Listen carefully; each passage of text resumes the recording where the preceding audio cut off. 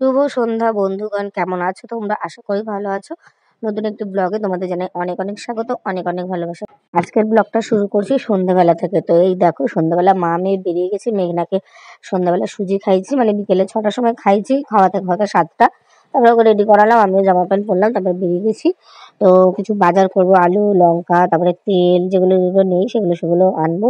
আজকে ওর বাবার সকালে দেরি হয়ে গেছে বলে বাজার করে দিয়ে যেতে পারেনি। তো ওই জন্য আমাকে বলেছে যে তুমি গিয়ে নিয়ে আসবে। আর আমার তো শরীরটা ভালো ছিল না, ওই জন্য মেঘনাকে নিয়ে আজকে স্কুলেও যাইনি। কিন্তু এখন তেল টেল নেই, সেগুলো তো আনতেই হবে, নাহলে রান্না করবো কি করে। তো ওই জন্য বাজারের ব্যাগটা বৌদির দোকানে রেখে গেছিলাম ফুচকা আনতে। তো ওখানে দাঁড়িয়ে ফুচকা খেতে না আমার একদম ভালো লাগে না। আর প্রচন্ড গ্যাঞ্জাম রাস্তা, আমি ফুচকা খাবো, মেঘনা দাঁড়িয়ে থাকবো। ওর বাবা থাকলে তাও মাঝে মাঝে খাই, তবে বাড়িতে এনে খেতে বেশ আমার ভালো লাগে। তো ওই যে বৌদির দোকান থেকে নিয়ে নিলাম ব্যাগটা বাজারে, তোমাদের দেখালাম যে ওইটা সবজির দোকান আমাদের বাড়ির সামনে। তো এখন এই যে গলি দিয়ে ঢুকছে আমাদের বাড়িতে। তো এখন খাবো ফুচকা, ফুচকাটা বেড়ে নিয়ে খাবো। তারপরে আজকে একটু রাত্রেবেলা করবো লুচি আর আলু পেঁপের তরকারি। অনেকদিন ধরে লুচি খেতে ইচ্ছা করছে। আর প্রচন্ড গরম, কিন্তু মন তো মানে কি বলবো, পেট তারপরে মুখ জিভ এগুলো তো চায় না খেতে। তো কি আর করা যাবে।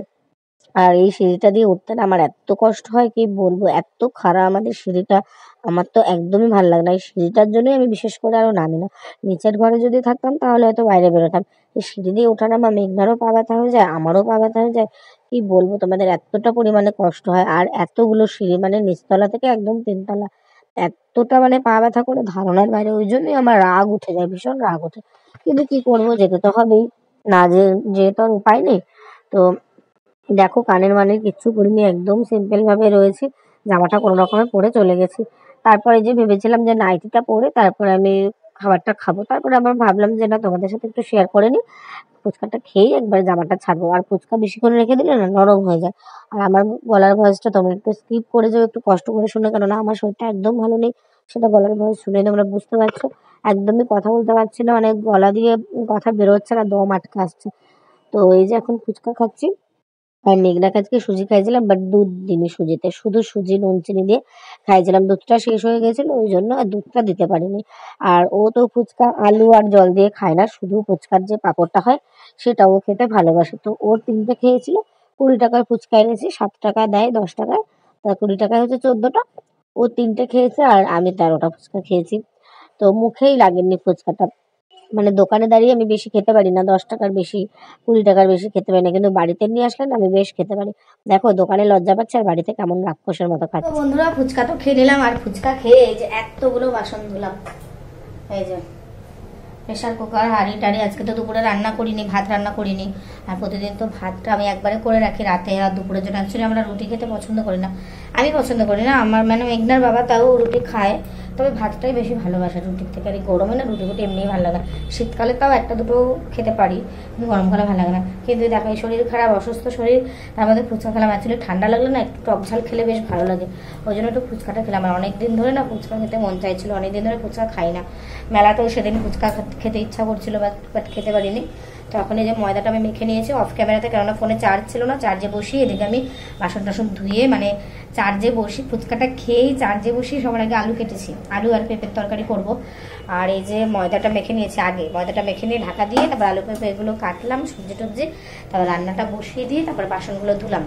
তো এখানে এই দেখো আলু পেঁপের তরকারি হচ্ছে, মানে পেঁয়াজ ছাড়া, জাস্ট কালো জিরে কাঁচা লঙ্কা ফোড়ন দিয়ে ওই যে কি বলে তরকারি, সিম্পল। অ্যাকচুয়ালি আমার ইচ্ছে হচ্ছিল আলুর দম খেতে, কিন্তু শরীরটা ভালো নেই, মশলা টশলা বাটতে হবে মিক্সিতে, যতই করি না কেন সে একটা ঝামেলা, আদা কাটুরে রসুন কাটুরে, শরীরটাই ভালো লাগছে না। মেঘনায় দিকে ঘুমিয়ে যাবে, কারণ সারাটা দুপুরও আজকে ঘুমায়নি।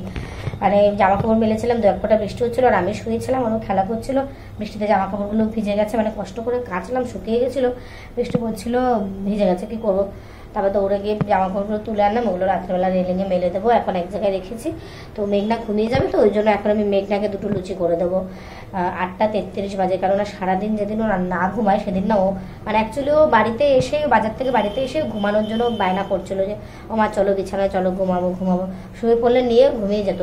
এবার আর রাতের আর খাওয়াটা হতো না। বিকেলবেলা সুজি খাইয়েছি 6টার দিকে, সন্ধ্যাবেলা সুজি টুজি খাইয়ে নিয়ে আবার গেছিলাম বাজারে।